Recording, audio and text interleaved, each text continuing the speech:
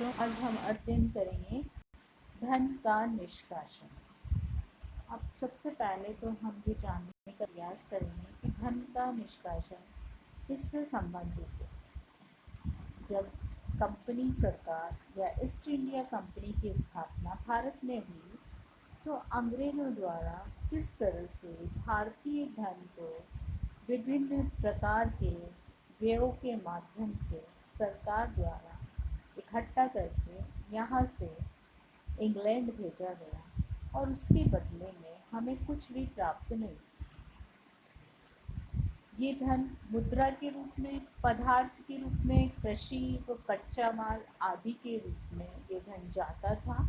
मुद्रा, सोना, चांदी आदि भी भेजी जाती थी। तो धन का निष्कासन से अभिप्राय है कि वो धन जो भारत से इंग्लैंड भेजा जाता था उसके बदले में कुछ भी नहीं आता था। भारत में मुद्रा, पदार्थों, कृषि, कच्चा माल आदि के रूप में वो धन जाता था। मुद्रा, सोना, चांदी आदि भी भेजी जाती थी। भारत में अनेक आक्रमण हुए, लेकिन ब्रिटिश साम्राज्यवादियों में और इससे पूर्व के आक्रांताओं में कुछ अंतर था। अंग्रेजों के अतिरिक्त किसी भी आक्रांता ने भारतीय अर्थव्यवस्था की संरचना में परिवर्तन किया और न ही धन की निरंतर निकासी का सिद्धांत अपनाया। भारत में ब्रिटिश शासन के फलस्वरूप भारतीय अर्थव्यवस्था उपनिवेशी अर्थव्यवस्था में रूपांतरित हो गई तथा भारतीय अर्थव्यवस्था की सभी नीतियां और कार्यक्रम उपनिवेशों हितों के अनुरूप बनने लगे। तो धन के निष्कासन में हम देखेंगे बंगाल में धन का निष्कासन किस प्रकार से हुआ, धन के निष्कासन के क्या क्या कारण रहे, धन की निकासी के क्या माध्यम बने, किन नेताओं द्वारा इसका विरोध किया गया। बच्चों, आपको जानकारी होगी दादा भाई नौरोजी ने सबसे पहले एक पुस्तक लिखी थी अपनी, अन पॉवर्टी इन ब्रिटिश रूल, जिसके अंतर्गत धन के निकासी पर विरोध प्रकट किया था। रमेश चंद्र दत्त और दादा भाई नौरोजी द्वारा इस संदर्भ में विशेष लेख लिखे गए। धन के निष्कासन के क्या क्या प्रभाव पड़े, इसके बारे में हम इस धन के निष्कासन वीडियो के माध्यम से जानने का प्रयास करेंगे। धन के निष्कासन से पूर्व भारत की समृद्धि का उल्लेख फ्रांसीसी यात्री बर्नियर, जो औरंगजेब के समकालीन थे, उन्होंने उल्लेख किया है कि भारत की समृद्धि किस तरह की थी कि 1700 ईस्वी में भारत की आर्थिक अवस्था का वर्णन करते हुए उन्होंने लिखा है, भारत एक अथाह गड्ढा है जिसमें संसार का अधिकांश सोना चांदी चारों तरफ से अनेक रास्तों से आकर जमा होता है और जिसे बाहर निकालने का उसे एक ही रास्ता नहीं दिखता। अपनी 2 यात्राओं के दौरान मैं बंगाल के संबंध में जो ज्ञान प्राप्त कर सका वो मुझे विश्वास दिलाता है ये मिस्र से भी अधिक धनी देश है।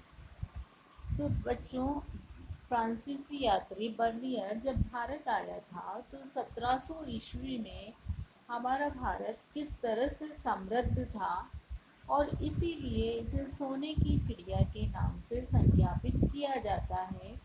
लेकिन 1600 के पश्चात जब ईस्ट इंडिया कंपनी की स्थापना हुई, उसके पश्चात और बंगाल में प्लासी और बक्सर के युद्ध के पश्चात जिस तरह से धन इंग्लैंड भेजा गया वो धन का निष्कासन कहलाया। भारत की आर्थिक समृद्धि और बंगाल की संपन्नता के संबंध में लॉर्ड क्लाइव ने भी लिखा है, मुर्शिदाबाद का शहर उतना ही लंबा चौड़ा, आबाद और धनवान है जितना कि लंदन का शहर। अंतर इतना है कि लंदन में धनाढ्य व्यक्ति के पास जितनी संपत्ति है उससे कहीं ज़्यादा संपत्ति मुर्शिदाबाद में अनेकों के पास है। किंतु 19वीं और 20वीं शताब्दी के आरंभ में लगभग 10 करोड़ व्यक्ति ब्रिटिश भारत में ऐसे थे जिन्हें किसी भी समय पेट भर भोजन नहीं मिलता था। बंगाल की दीवानी का अधिकार प्राप्त होने के बाद कंपनी ने किसानों का शोषण प्रारंभ किया। कंपनी के कर्मचारी किसानों के साथ अमानुषिक व्यवहार करते थे। प्लासी के युद्ध के बाद भारत में अंग्रेजों की लूट प्रारंभ हो गई। अंग्रेज कर्मचारियों का निजी व्यापार भी धन निष्कासन का एक माध्यम था।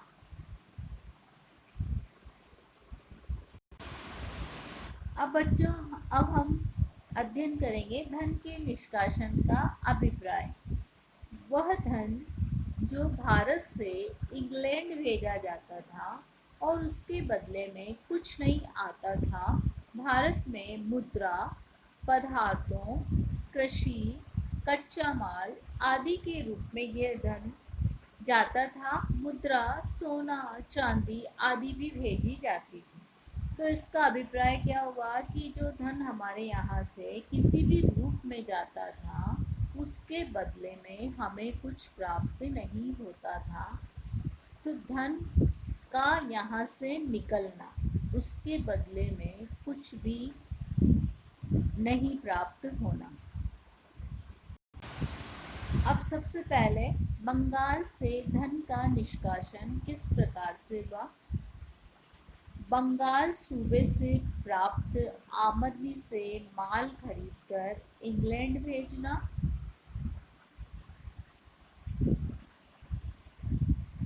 बंगाल की आमदनी से यहाँ का कच्चा माल इंग्लैंड भेजा गया।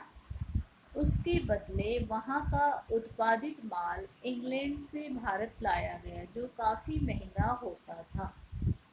नंबर 2, कंपनी के कर्मचारियों द्वारा आमदनी ले जाना। कंपनी के जो कर्मचारी थे जो निजी व्यापार करते थे, वे निजी वेतन का अधिकांश भाग उपहार, गिफ्ट के रूप में, रिश्वतों के रूप में, अनियमित व्यापार से हुई आमदनी इंग्लैंड ले जाते थे।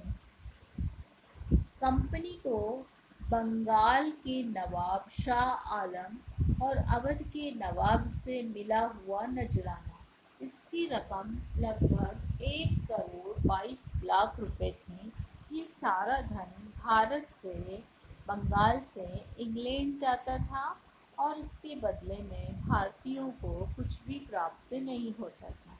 इन मदों के अतिरिक्त भारत में भेजी हुई धनराशि समय के साथ बढ़ती गई। ये धनराशि कितनी थी, विद्वानों में इसमें मतभेद है। डॉक्टर ताराचंद का मत है कि जो रकम बताई जाती है वो उसमें निष्कर्ष सारे भारतवर्ष में आयात और निर्यात की राशि पर आधारित नहीं था। इतनी अधिक रकम भेजी जाती थी कि विद्वानों में भी इस संबंध में मतभेद है।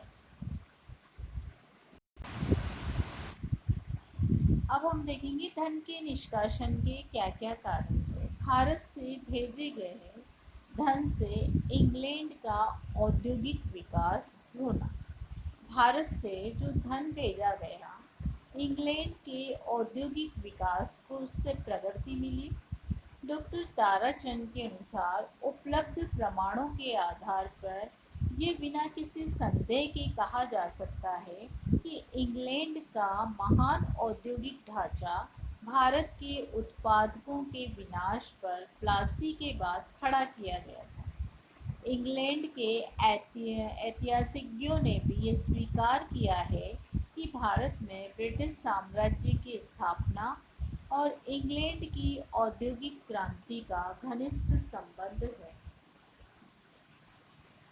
भारत की लूट से प्राप्त हुए धन ने इंग्लैंड को यूरोप के अन्य देशों को औद्योगिक क्षेत्र में इतना आगे ला दिया कि लगभग 50 साल तक इस क्षेत्र में उसका कोई प्रतिद्वंदी नहीं रहा। दूसरा कारण है पूंजीपतियों का दबाव। इंग्लैंड के पूंजीपतियों को धन की जरूरत थी, अतः उन्होंने सरकार पर निरंतर दबाव डाला कि वो भारत से आने वाले धन में किसी प्रकार की कमी न होने दें। यूरोपीय देशों की प्रतिद्वंदिता। उद्योग औद्योगिक विकास में इंग्लैंड को अन्य देशों के प्रतिद्वंदिता सहन करनी पड़ती थी, इसलिए भारत से आने वाला धन का प्रयोग इसके लिए किया जाता था। साम्राज्यवादी मनोवृत्ति। इंग्लैंड व पश्चिम के सभी देशों ने इस समय एशिया और अफ्रीका में अपने साम्राज्य स्थापित किए और उनका शोषण किया।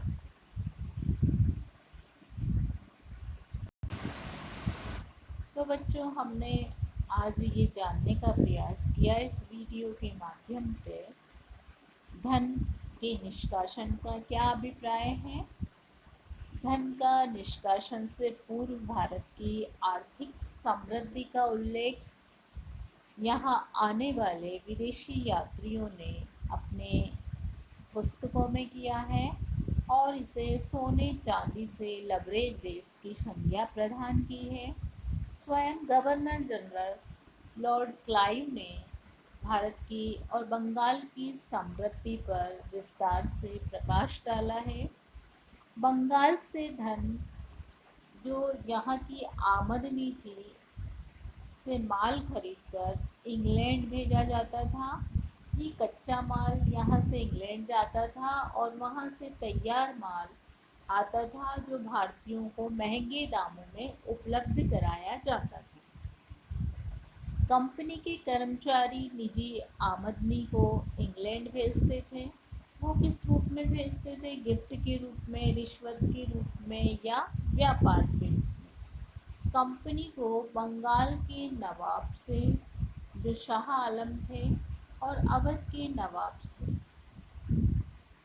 एक बहुत बड़ी रकम नजराने के रूप में प्राप्त हुई थी, वो भी उन्होंने इंग्लैंड को भेजी गई। तो बच्चों, हमने ये जानने का प्रयास किया कि बंगाल से धन किस प्रकार से निकाला गया और धन के निष्कासन के क्या क्या कारण रहे कि इंग्लैंड के औद्योगिक विकास या औद्योगिक क्रांति का जो श्री गणेश हुआ वो भारतीय धन से माना जाता है, ऐसा इतिहासकारों का मान्यता है।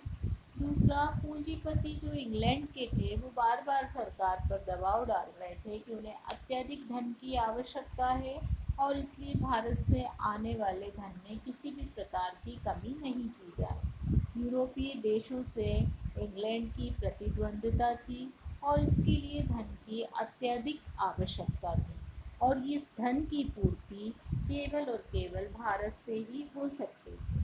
इंग्लैंड की साम्राज्यवादी मनोवृत्ति, उसको अपनी सैनिक शक्ति को मजबूत बनाना था। सैनिक शक्ति की मजबूती के लिए आवश्यक था धन और वो धन उसे भारत से प्राप्त करना था। तो बच्चों, आज के वीडियो में हमने ये जानने का प्रयास किया कि किस तरह से धन भारत से इंग्लैंड भेजा गया। अब अगली क्लास में हम देखेंगे धन की निकासी के क्या क्या माध्यम बने।